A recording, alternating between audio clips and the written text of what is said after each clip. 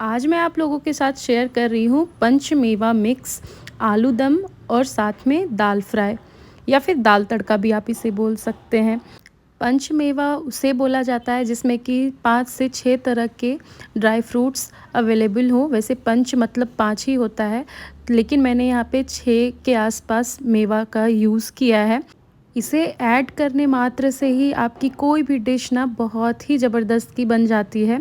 Specially इसे दाल या फिर कोई भी सब्ज़ी में अगर आप ऐड करेंगे ना तो उसका फ्लेवर एकदम चटपटा सा आता है खाने में, जो कि काफ़ी टेस्टी लगता है खाने में। तो चलिए बिना देर किए वीडियो को शुरू करते हैं। Hi guys, welcome back to my channel Nidhi की रसोई में आप सभी का स्वागत है। अगर आप लोग मेरे चैनल पे न्यू विज़िट कर रहे हैं तो प्लीज़ मेरे चैनल को ज़रूर सब्सक्राइब कीजिएगा और बेल आइकॉन को भी प्रेस कर लीजिएगा और एक लाइक ज़रूर करके जाइएगा। तो यहाँ पे मैंने दाल को अच्छे से बॉईल होने के लिए चढ़ा दिया था। मैं चने की दाल मैं बना रही हूँ आज, दाल तड़का और दाल फ्राई आप जो भी बोल लें, मैं वही बना रही थी। तो इसलिए मैंने उसमें हल्दी और नमक ऐड करके प्रेशर कुक होने के लिए चढ़ा दिया है। साथ में यहाँ पे मैंने आलू को पहले से ही उबाल लिया था, जिसका कि हम आलू दम बनाएंगे। तो यहाँ पे अब हम सबसे पहले बना लेते हैं मसाला, जो कि एक ही मसाला हम बनाएंगे लेकिन उसे दाल और आलू की सब्ज़ी दोनों में यूज़ कर पाएंगे। तो यहाँ पे मैंने लहसुन, अदरक, हरी मिर्च और टमाटर इन चारों की एक पेस्ट बनाकर तैयार कर ली है। और यहाँ पे ग्राइंडर चलाने की वजह से जो आवाज़ आ रही थी उसकी वजह से आदू अपना मुंह पूरा ढक ले रहा था और हंस भी रहा था वो तो उससे भी मैंने थोड़ा सा कैप्चर किया हुआ है। अब यहाँ पे थोड़ी बहुत चॉपिंग कर लेंगे, जैसे कि मैंने हरा धनिया यहाँ पे चॉप किया हुआ है और प्याज आपको चॉप कर लेना है।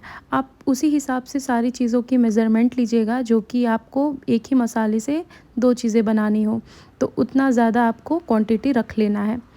अब यहाँ पे मैं प्याज चॉप करते जा रही थी और आदू ये देख लो आप एकदम खीरे के जैसा, जैसे लोग खीरा खाते हैं ना एज अ सलाद, ये प्याज खाता है।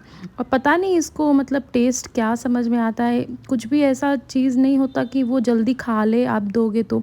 बहुत ही पिकी ईटर है, लेकिन ये प्याज को लेके बहुत ही ज़्यादा मतलब ऑब्सेशन है, इसको कह सकते हैं तो अब यहाँ पे प्याज व्याज सब कट कर लेने के बाद एक कढ़ाई ले लेंगे, जिसमें कि हम ऑयल ऐड करेंगे। मैं यहाँ पे सरसों तेल में बना रही हूँ खाना। आप यहाँ पे कोई भी कुकिंग ऑयल का मतलब प्रेफरेंस आपका जो भी रहे वो आप इस्तेमाल कर सकते हैं, लेकिन सरसों के तेल में ना इन सारी चीज़ों की मतलब जो स्वाद है वो दोगुनी हो जाती है। तो अगर आपको कोई प्रॉब्लम ना हो तो एक बार सरसों के तेल में ज़रूर बना कर देखिएगा, फ़र्क आपको ज़रूर पता चलेगा। अब यहाँ पे तेल में अच्छे से आलू को हम डीप फ्राई कर लेंगे।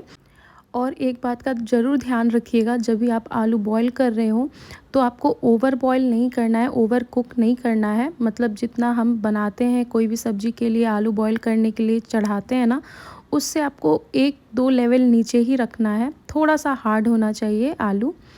अब यहाँ पे मैंने आलू को निकाल लिया है। तेल बाकी के तेल में मैंने सारी चीज़ें ऐड की है। तड़का के रूप में मैंने यहाँ पे जीरा ऐड किया है, हींग ऐड किया है, काली मिर्च यूज़ किया है मैंने यहाँ पे, और खड़े मसाले जितने भी होते हैं मतलब काली मिर्च, दालचीनी, लौंग, और यहाँ पे मैं दोनों इलायचियों को कूट रही हूँ। एक हरी वाली है और एक काली वाली। हरी वाली की क्वांटिटी मैंने 3 से 4 रखी है और काली वाली मैंने 1 लिया था।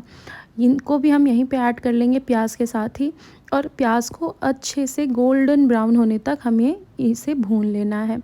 आप यहाँ पे तेज़पत्ता भी ऐड कर लीजिएगा, मैंने यहाँ पे ऐड किया था। और अभी मैं यहाँ पे तेज़पत्ते को सेपरेट कर रही हूँ।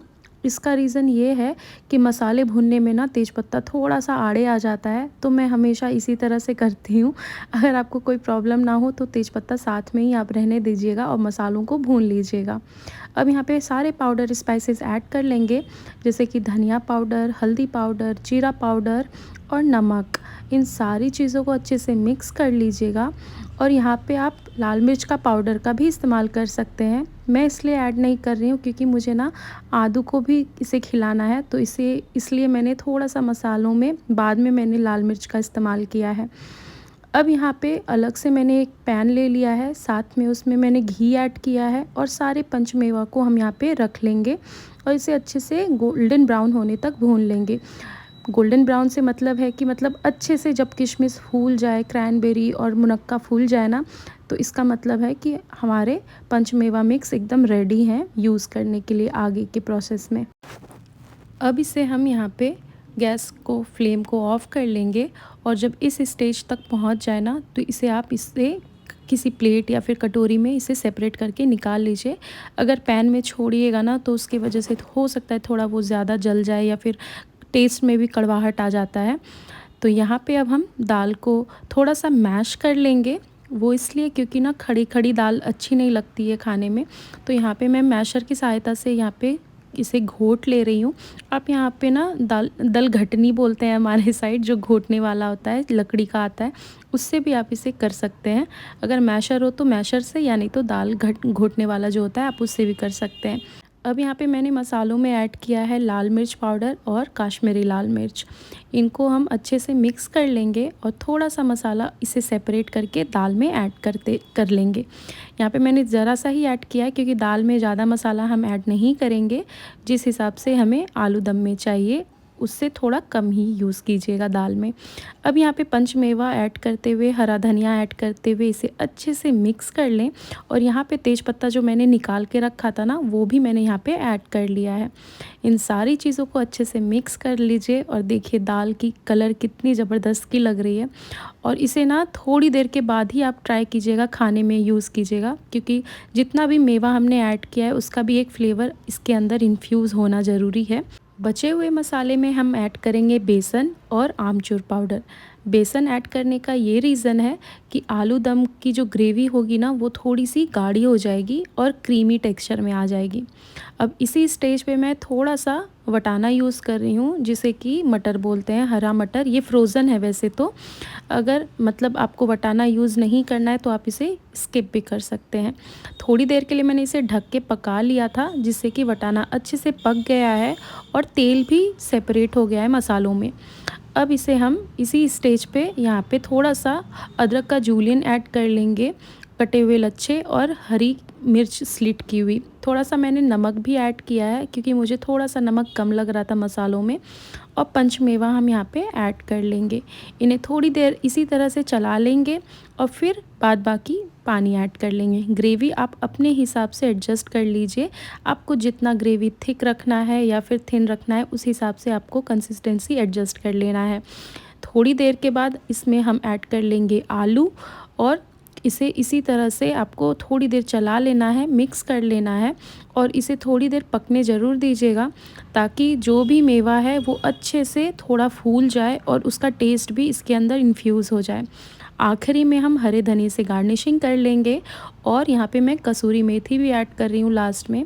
सारी चीज़ों को आप ज़रूर ऐड कीजिएगा, कोई भी चीज़ मैंने यहाँ पे एक्स्ट्रा नहीं रखा है, लेकिन ये सारी चीज़ें ऐड करने मात्र से ही ना ये रेसिपी ज़बरदस्त की हो जाती है। तो आलू दम भी हमारा बनकर एकदम तैयार है। आखिरी में गरम मसाला भी मैंने यूज़ किया है। तो आज की रेसिपी मैं उम्मीद करती हूँ कि आप लोगों को ज़रूर अच्छी लगी होगी। और भी काफ़ी सारी रेसिपी मैं अपने चैनल पे ज़रूर अपलोड करूँगी, क्योंकि दिवाली आने वाली है तो स्वीट्स वगैरह की रेसिपी भी मैं कोशिश करूँगी कि ज़रूर आप लोगों के साथ शेयर करूँ, और कुछ नमकीन की। तो इसीलिए मेरे चैनल पे आप लोग ज़रूर जुड़े रहिएगा। और अगर आप लोगों को मेरी रेसिपी अच्छी लगी हो तो प्लीज़ एक लाइक वीडियो को ज़रूर कीजिएगा और शेयर भी ज़रूर अपने फ्रेंड्स और फैमिली के साथ कीजिएगा।